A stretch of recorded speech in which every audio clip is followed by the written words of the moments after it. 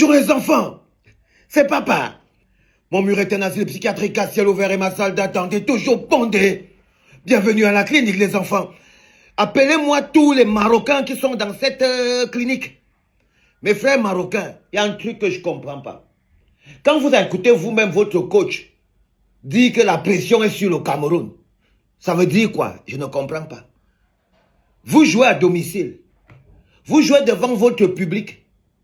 Vous jouez devant votre roi. Vous jouez devant votre prince. La coupe est chez vous. Et vous dites que la pression est sur le Cameroun. Un pays que, au début de la compétition, même nous-mêmes, on ne croyait pas en nous. Même nous-mêmes, on ne croyait pas en nous. Faites venir les Marocains qui nous expliquent. Vous faites quoi? Vous faites dans la sorcellerie? Vous faites dans la lâcheté? Vous faites dans les incantations? Ou bien vous faites dans le coach qui a peur de prendre ses responsabilités? C'est-à-dire que vous voulez faire comprendre, vous voulez désarmer, qu'est-ce que vous voulez faire? Vous voulez tricher? Vous voulez tricher? On vous a dit qu'il faut éviter les paroles non-sens qui ne valent pas la peine, les discussions qui ne valent pas la peine, et tout. Il faut éviter tout ça. La question qu'on vous demandez au coach du Maroc, Redragui, le coach du Maroc. Toi, quand tu fais comprendre à tes frères marocains que la pression est sur les lions indomptables, c'est pour dire quoi? C'est pour dire quoi? Que tu as peur de nous? C'est pour dire quoi? Que tu veux nous transférer la pression? C'est pour dire quoi en fait? C'est pour te dédouaner. C'est pour dédouaner le Maroc. Genre si le Maroc perd, genre le Cameroun a plus envie de gagner cette coupe que le Maroc. Qu'est-ce que tu veux dire, monsieur le coach du Maroc? Je ne comprends pas ce que tu veux dire. On n'a même pas encore commencé les vraies hostilités parce qu'ils vont vous envoyer la bonne pilule vers 15 heures. Mais j'ai vu ton interview. J'ai vu ton interview. Vous jouez à domicile. Vous jouez devant votre public. La coupe est organisée chez vous. Et vous dites que le Cameroun a plus de pression que vous. Un pays que quand ils venaient à la compétition, même les propres Camerounais ne croyaient pas en leur équipe. Même les propres Camerounais ne croyaient pas en leur équipe. Ça veut dire qu'ils ne sont pas en confiance, les gars. Ça veut dire qu'ils ne sont pas en confiance, les gars. Nous, on n'a pas besoin d'avoir de trembler. On n'a pas besoin de jongler. On a besoin que l'arbitre soit clair. Vous voyez tous les jongleries du coach, il essaye d'envoyer la pression vers le Cameroun. Il ne sait pas que nous, on n'a pas besoin. Nous, on est nés dans la pression. Nous, on vit sous pression. Le Cameroun, c'est un peuple qui a toujours vécu sous pression. Donc, c'est pas un petit match de football avec un coach qui tremble parce qu'on croit que le coach, c'est un flipper. Le coach du Maroc est en train de flipper. Il fait sa chochotte. Il a les chochottes. Il a peur. Il a peur. Et nous, on ne peut pas l'empêcher d'avoir peur. C'est tout à fait normal, monsieur le coach du Maroc, d'avoir peur. Parce que comme tu vois, le Cameroun n'a plus rien à perdre. Contrairement à ce que tu veux faire croire à tes amis marocains, le Cameroun n'a plus rien à perdre. Chaque victoire que nous avons aujourd'hui, c'est un bonus. La première chose que le Cameroun a gagné, d'abord, avec cette CAN qui est déjà gagnée depuis, c'est qu'on a gagné un coach. On n'a plus rien à perdre, mon frère. La pression sur vous, Marocains. Pression sur vous. Pression sur vous. C'est pression sur vous, Marocains.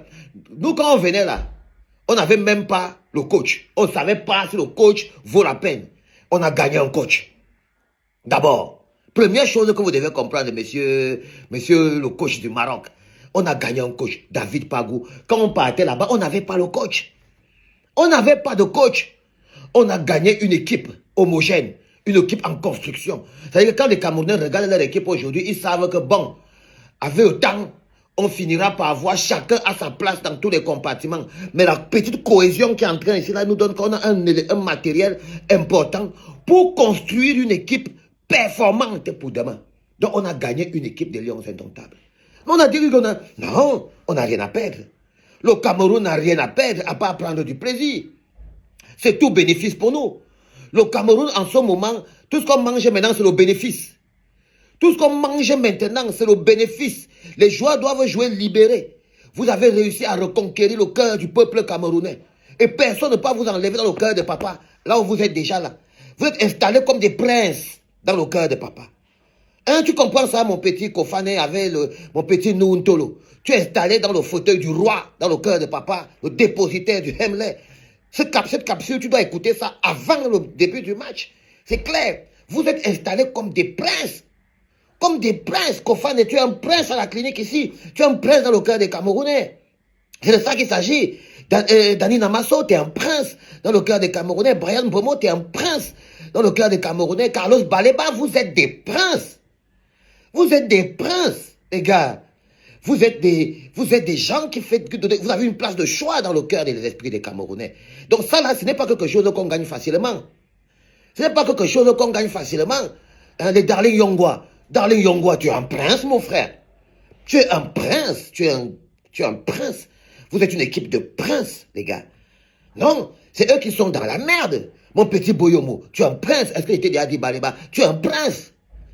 Boyomo, tu es un prince. Baleba, tu es un prince. Darling Yongwa, tu es un prince.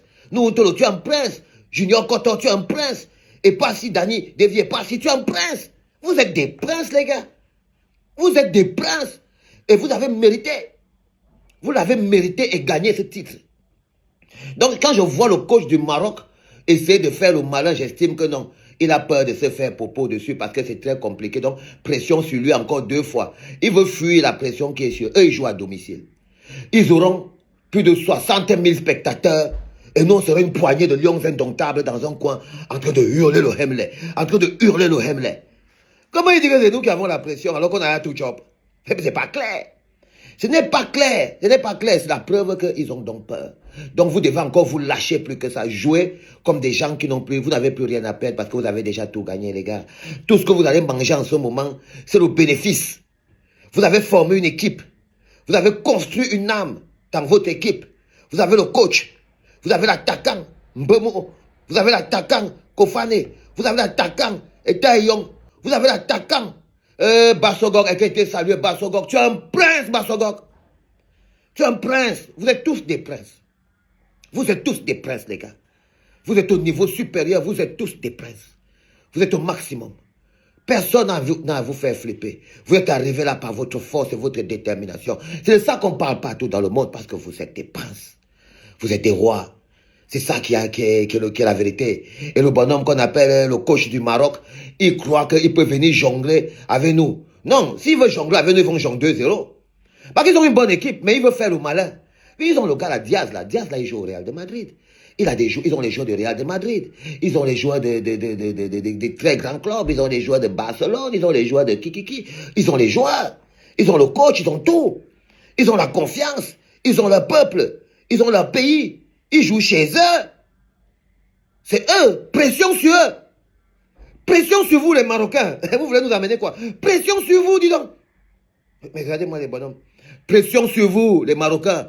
Pression forte sur vous-même. Et quand vous allez toucher le premier ballon, faites attention. Vous pouvez tirer dans votre camp, ça entre. Et les lions indomptables, on est calme. On est calme. Vous savez comment on fait? On avale le match. Et quand on se déploie, quand on ouvre les ailes, avec toujours la générosité, parce que le coach Pago vous a appris l'humilité. L'humilité, la conséquence directe de l'humilité, c'est la générosité. Soyez généreux avec vous-même. Soyez généreux, soyez amour. Soyez mignon, généreux, amour. Passez-vous le ballon.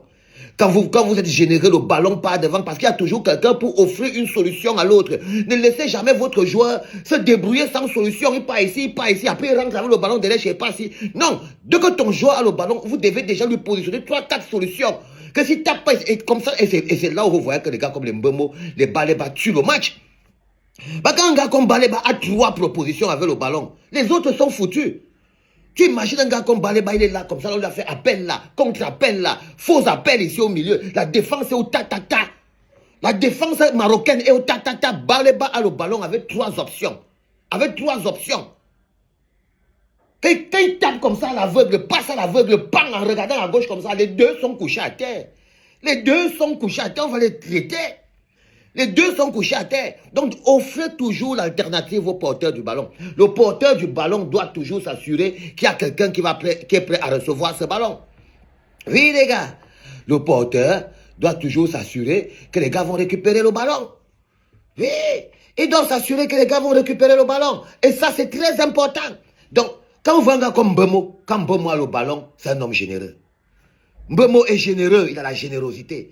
Donc, il a le ballon, il cherche toujours à qui il va donner. Donc, quand vous lui offrez 3 possibilités, il peut encore manger 2 joueurs avant de taper à l'aveugle en regardant. Il tape, il regarde de l'autre côté. Tant en cognant le ballon comme ça, c'est dedans.